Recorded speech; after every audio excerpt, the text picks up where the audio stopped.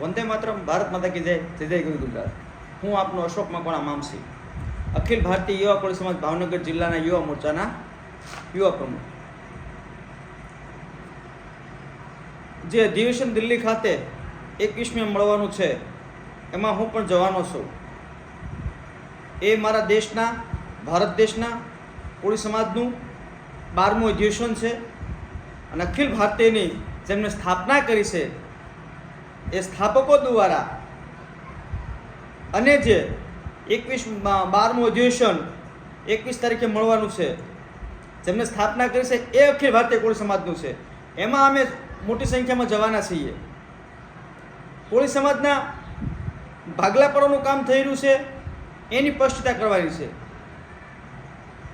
કોળી સમાજના ગુજરાતના સરકારના મંત્રી કુરજીભાઈ બાવળિયાએ અખિલ ભારતીય કોળી સમાજના પ્રદેશ પ્રમુખ હતા.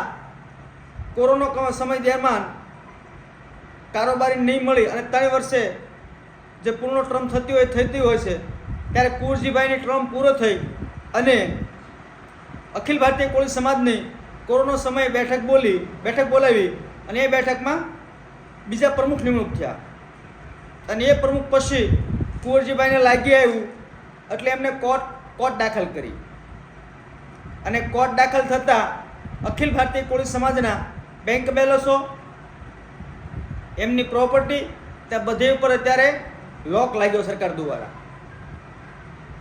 એટલે કોળી સમાજને જે તાલકોટલા સ્ટેડિયમ ખાતે 21 મેના રોજે જે અધિવેશન મળવાનું છે એની ખર્ચાની સ્પષ્ટતા કરું તો એ ખર્ચામાંથી મોટાભાગનો ખર્ચો ગુજરાતમાંથી આપવાના છે. એમાં અમારો ભાવનગર જિલ્લો હોય તો અમારા ભાવનગર જિલ્લામાંથી નિષ્ઠાવાન, પ્રમાણિક અને ક્યારેય પણ વિવાદમાં ન આવે કોળી સમાજના એક માટે જેમને કામ કર્યું છે ભારતીબેન શિયાળે 1 લાખ રૂપિયા આપ્યા છે. માજી સાંસદ છે ભાવનગરના, એમને એ કાર્યક્રમમાં 1 લાખ રૂપિયા આપ્યા છે. એવા જ અમારા એડવોકેટ અને કોળી સમાજને ભાવનગરમાં હર હંમેશા અખિલ ભારતીય કોળી સમાજને જીવતું રાખવાનું કામ કર્યું કિશોરભાઈ શેખ, એમને 50,000 રૂપિયા આપ્યા છે. આ મારે ધ્યાન ઉપર છે. એવી જ રીતના બધા જ આગેવાનો, મનુભાઈ ચાવડા છે તો એમને પણ ક્યાંક અને ક્યાંક ડોનેશન આપ્યું છે. અમારા પ્રદેશ યુવા મોરચાના પ્રમુખ એ મૂળ ભાવનગરના જ છે એટલે એમને પણ મોટો ફાળો આપ્યો છે દિવેશભાઈ ચાવડાએ. અને વાત રહી ખર્ચાની તો ખર્ચામાં અમારે નાના કાર્યકર્તા હોય તો 500 રૂપિયા, મોટા કાર્યકર્તા હોય 1000 રૂપિયા, એવી રીતના ખર્ચો આપ્યો છે. આ બધો જ ડોનેશન ભેગું કરી અને ત્યાં તાલકોટલા સ્ટેડિયમમાં કાર્યક્રમ થવાનો છે. આવું અખિલ ભારતીય કોળી સમાજમાં ડોનેશન ભેગું કરવાનો વારો આવ્યો હોય તો કોના પાપે આવ્યો? કુરજીભાઈ બાવળિયાના. એ કોર્ટમાં ગયા છે ત્યારે અખિલ ભારતીય આખા ભારતભરના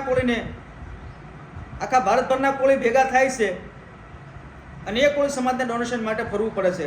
કશ્યપજી રાજ્યોમાં જઈ રહ્યા છે, જિલ્લાઓ મથકે જઈ રહ્યા છે, કાર્યક્રમ થવાનો છે, પરંતુ 14મી કાર્યક્રમ આપ્યો કોળી સમાજનો. 14મી પાછો કાર્યક્રમ આપ્યો દિલ્હીમાં.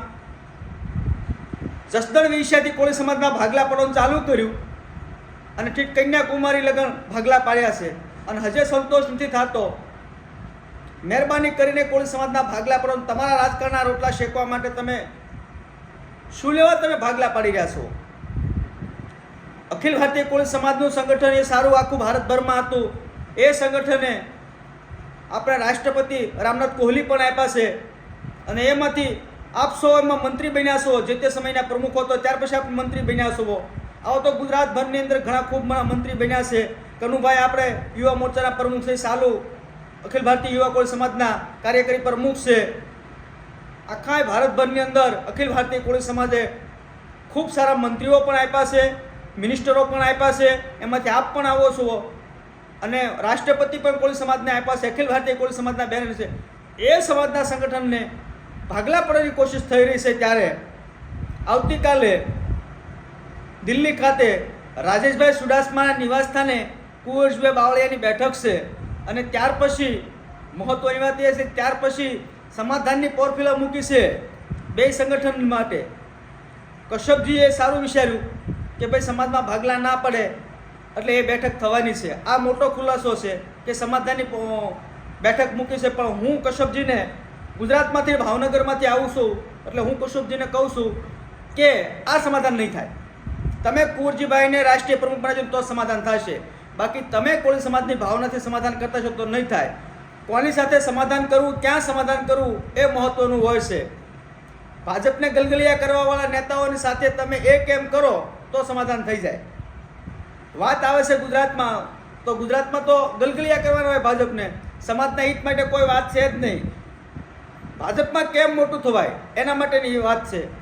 21મી તમે જે કાર્યક્રમ રાખ્યો છે એમાં તમે નરેન્દ્રભાઈ મોદીને, અમિતભાઈ ચાહને એને આમંત્રણ આપ્યું છે. દિલ્હીના મુખ્યમંત્રી પણ હાજર રહેવાના છે. એટલે ગલગલિયા થયા છે કે એના મંચ માથે બેહવાના ગલગલિયા થયા છે. એટલે મહેરબાની કરીને સમાજના ભાગલા પાડવાનું બંધ કરો. ઘનશ્યામભાઈ રાજપરાની હત્યા થઈ છે, વારંવાર અમે યાદ કરાવ્યું છે, એને ન્યાય મળે. ખોટા નિર્દોષ કોળીઓ જે હેરાન થયા છે પોતાના ભાણાની પહેલાં માઇક ઉડાડવી જોઈએ. ન્યાય જે કોળી સમાજ હેરાન થયો છે ક્યાંય ગુજરાતભરમાં ને ભારતભરમાં હેરાન નથી થયો, પહેલાં એ માઇક મૂડે અને નિર્દોષ લોકોને જે હેરાન કર્યા છે એને ન્યાય મળે પછી રાષ્ટ્રના પ્રમુખ બને તો સારું.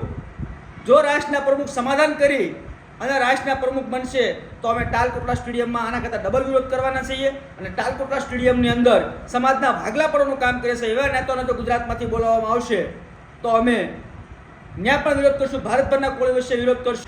સમાજના સંગઠનમાં વિરોધ ન હોય, પરંતુ આવા લોકોના કારણે મને વિરોધ કરવો પડે છે. સમાજને બે ભાગમાં વહેંચે છે, બે ભાગલા પડે છે, એવા લોકોના કારણે વિરોધ કરવો પડે છે. વિશેષ વધારે કાંઈ બોલાવવાનું હોય તો મારા સમાજ પાસે, અમુક આગેવાનો પાસે નહીં પણ સમાજ પાસે માફી માગું છું. વંદે માતરમ, ભારત માતા કી જય, જય જય ગરવી ગુજરાત, જય કોળી સમાજ.